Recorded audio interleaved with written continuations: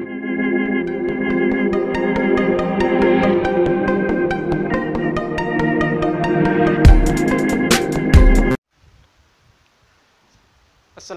warahmatullahi wabarakatuh. Rekan-rekan mahasiswa yang saya hormati dan saya banggakan, jumpa lagi di pertemuan ke-6 dan kali ini kita akan membahas tentang organisasi administrasi. Berbicara organisasi, saya yakin dan percaya Anda tidak asing lagi mendengarnya, suatu kata yang sering kita dengar. Dan mungkin juga Anda merupakan bagian dari organisasi yang dimaksud. Apa yang Anda pakai, kendaraan yang Anda gunakan, makanan yang Anda makan, itu adalah merupakan sebuah produk organisasi. Lalu timbul pertanyaan, mengapa orang melakukan atau memerlukan yang namanya organisasi?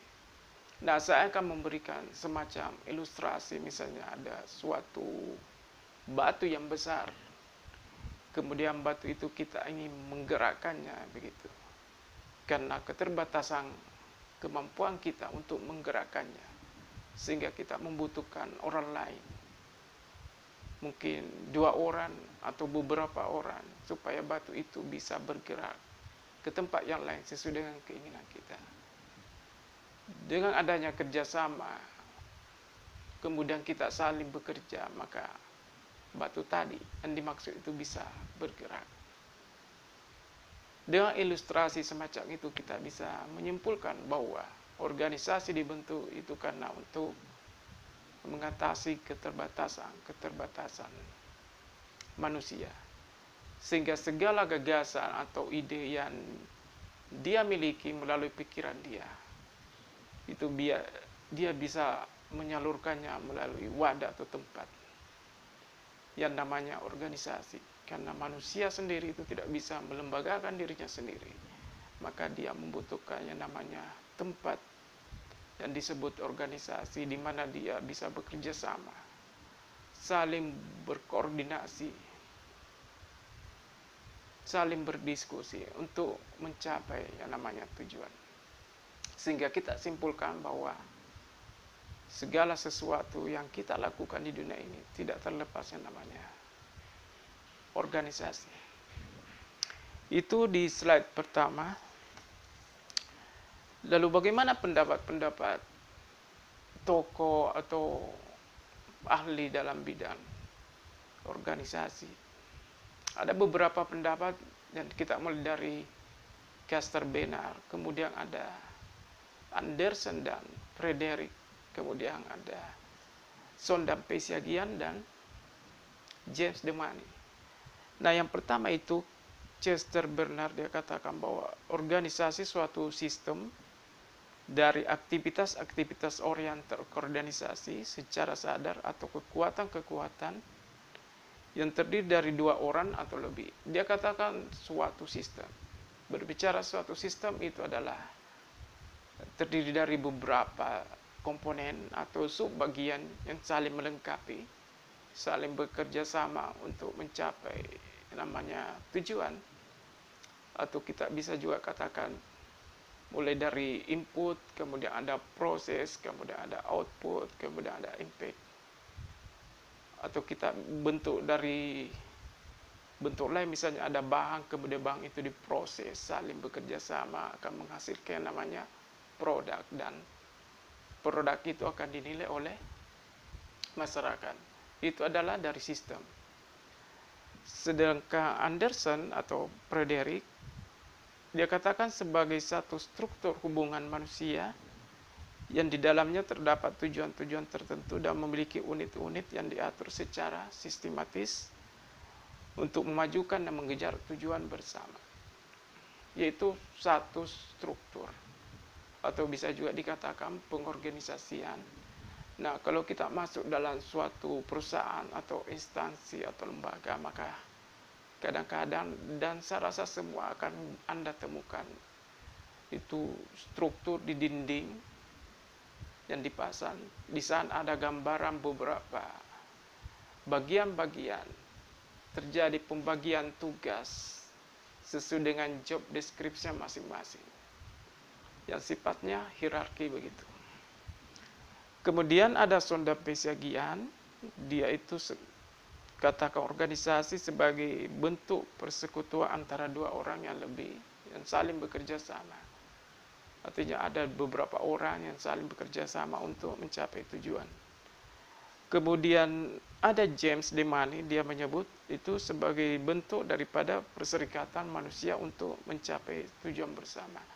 Nah, keempat pengertian organisasi ini kalau kita lihat dan kita simpulkan, dimulai dari Chester, dia mengatakan suatu sistem, kemudian ada Anderson dan Frederick, dia katakan satu struktur, kemudian ada sonda pesagian, dia katakan persekutuan, lalu ada jasmani, dia katakan dia perserikatan. Nah, semua kata-kata ini mempunyai arti yang sama melalui kegiatan, ada koordinasi, ada kerjasama untuk mencapai tujuan.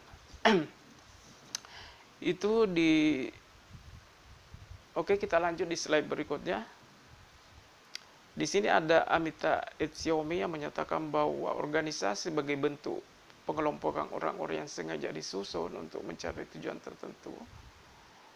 Nah, kelompok semacam ini mempunyai karakteristik sebagai berikut, yaitu mempunyai pembagian kerja. Nah, organisasi itu mempunyai pembagian kerja, seperti tadi dikatakan ada tugas, fungsi, dan wewenang masing-masing begitu. Kemudian ada suatu pusat kekuasaan. Ya, pusat kekuasaan dimiliki oleh top management. Kalau kita melihat dari struktur organisasi, ada top management yang memiliki otoritas, yang mengkoordinasi, menggerakkan, mengendalikan, mengontrol semua pelaku-pelaku organisasi untuk mencapai tujuan. Kemudian adanya penggantian kepegawaian. Di sini terjadi ketika ada pelaku organisasi yang tidak mempunyai kemampuan di bidang kerjanya begitu, sehingga dibutuhkan penggantian begitu. Lalu bagaimana di slide berikutnya? Di slide berikutnya kita akan berbicara tentang bentuk-bentuk organisasi. Bentuk-bentuk organisasi di sini kita berbicara tentang bentuk organisasi jika dipandang sehubungan dengan otoritas begitu. Nah, di situ ada organisasi lini dan organisasi staf. Organisasi lini itu adalah suatu organisasi yang mempunyai sifat vertikal, yang mempunyai, di mana yang mempunyai wewenang itu adalah pimpinan dan bawang, atau bisa dikatakan di mana puncak otoritas itu terhadap pada organisasi, kemudian dia limpahkan ke unit-unit organisasi di bawahnya, di mana dia mempunyai tanggung jawab masing-masing mulai dari bawah sampai atas. Kemudian dia dia mempunyai hubungan langsung kepada masyarakat atau penggunanya, misalnya presiden, kemudian menteri atau gubernur, wali kota, bupati, camat, dan kepala desa begitu. Lalu bagaimana dengan, kalau tadi lini, lalu bagaimana dengan staf? Kalau staf adalah semacam bagian unit organisasi yang membantu pimpinan dalam bidang tertentu dan tidak mempunyai ikatan otoritas begitu. Misalnya sekretaris wilayah, sekretaris jenderal begitu, sekretaris desa begitu ya. Nah, itu adalah contoh-contoh bentuk organisasi kalau kita melihat dari, atau kita pandang secara yang mempunyai hubungan otoritas. Ada organisasi lini dan organisasi staf. Lalu bagaimana model-model jika kita melihat secara karakteristik organisasi yang sudah kita bahas sebelumnya? Yang pertama ada model tertutup, adalah model teori yang paling berpengaruh dalam pemikiran-pemikiran administrasi negara, di mana dia sangat terikat dengan istilah yang namanya birokratik, rasional, formal dan hierarki. Nah, kalau kita melihat kaitan-kaitan ini, dia itu berhubungan dengan organisasi atau lembaga pemerintahan begitu.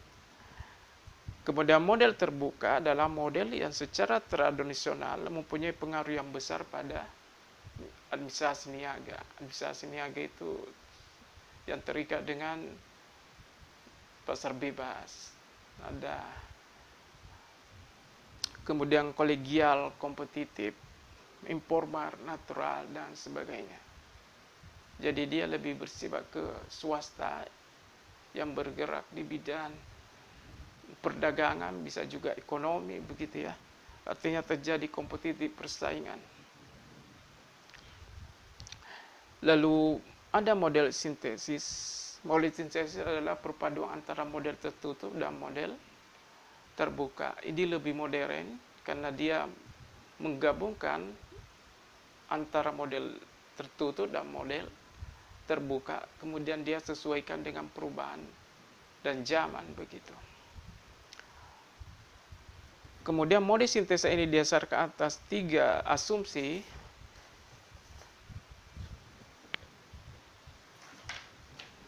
Yang pertama, organisasi dan lingkungannya dapat melakukan perubahan. Seperti tadi dikatakan, dia menyesuaikan keadaan, kemudian bertindak untuk mempertahankan hidupnya, kemudian organisasi dan anggotanya dapat membuat dan belajar dari kesalahan.